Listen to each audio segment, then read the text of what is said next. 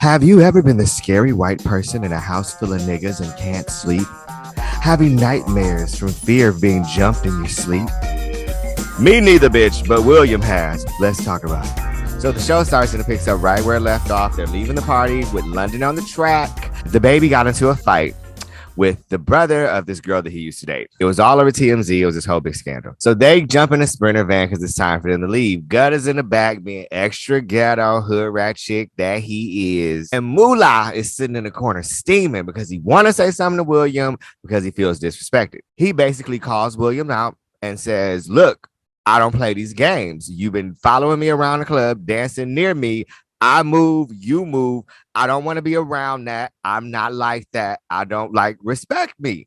Carry On is sitting there cracking the fuck up. And William just not about this life. He just don't get down like this. Like, so he gets out the car. He's looking all scared. He look confused, swears that he didn't mean to be disrespectful. And it just is uncomfortable. The next day comes and Milan and Anthony are by the pool. Relly comes down. They get the chit chat about everything that happened. And then are informed that William snuck out in the middle of the night. I said this was going to happen last week, and he left. Milan and Relly both make attempts at some point in the show to contact him and be like, look, you need to come back.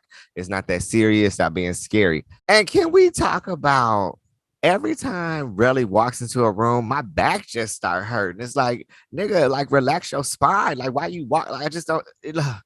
William basically says he can't sleep in peace. He's paranoid. He doesn't feel safe. He doesn't want to be there. I'm not the bad boy that you need. He having visions of getting jumped in his sleep. This shit is toxic. So Milan goes into Dylan's room, which used to be shared with William, to talk to him about what happened wearing nothing but like this pornographic Speedo, right? And Dylan is always just looking lost and confused and like happy to be on TV, but can't believe he on TV. He's just awkward. Dylan basically informs Milan that, you know, Anthony was just having bad dreams and feeling paranoid, can't handle it, don't want to be here. He ain't the bad boy. Moolah and Curtis come back from this restaurant and they get into a conversation outside the house. Dylan comes outside. They go into the conversation about William and everything. And Moolah tries to express that, you know, I just want to be respected. I didn't mean to scare him that much.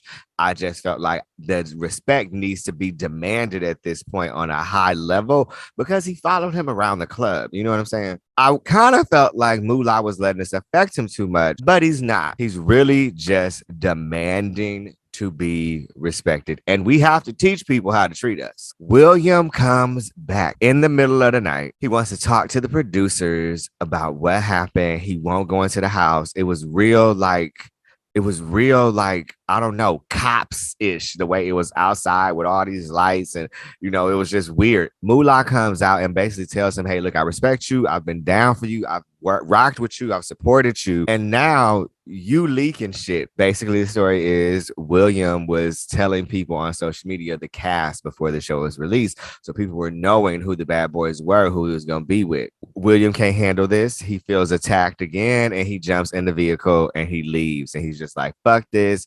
I'm not admitting the shit. I'm already afraid for my life. I'm out. So next day, Carry On and Gutter are having a conversation. Basically, Gutter rolls up into his room unannounced and jumps in his bed while dude's in the bathroom. They come out. They got this cute little ghetto church relationship because Carry On is not as comfortable as Gutter is, and Gutter is not as etiquette friendly as Carry On is. And it's kind of like the perfect storm in a sense where Carry On can help Gutter tone it down. And I would say Gutter can help Carry On turn up, but I don't think he needs. I mean, maybe he needs to be like let out of his shell of insecurities because I can see that he is walking through life with a ton of toxic male ideology.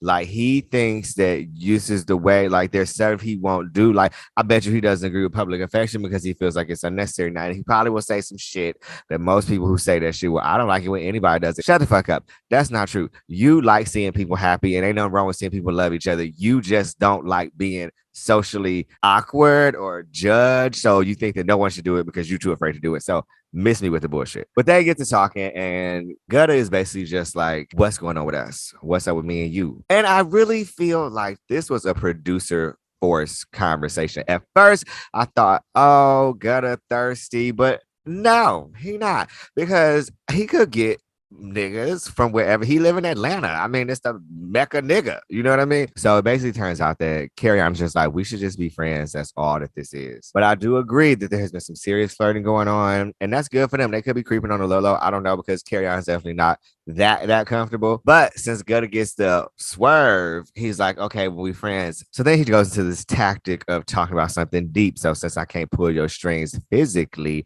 I'm gonna pull your strings emotionally. My daddy died. Can we talk about it? Carrie Ann has a very deep breakdown, and you can just see that he is battling a lot when it comes to who he is, his sexuality, his personality, and his parents, and his how he grew up. And it's just really fucking with him, and it's a lot emotionally on him. At the end of it all, he tries asking for a hug. Carrie Ann goes in with the arms.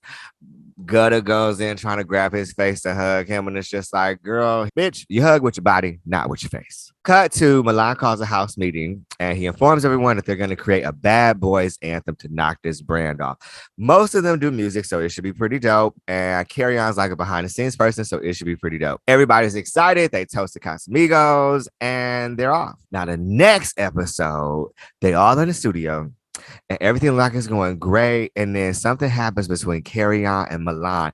And I believe that Milan was behaving in some kind of way, or acting or rapping or singing or something. And he called him a sissy. Milan responds in, I sure am a sissy, and I bet you wish you could be one. Ooh, facts, because he has issues with his sexuality. Now, it was some fucked up shit to do. We don't know what's going to happen. It looks like there's a brawl outside, and Carrie Ann's mad, and Milan's just like, I will dog walk him. Also, Milan is definitely the front runner here.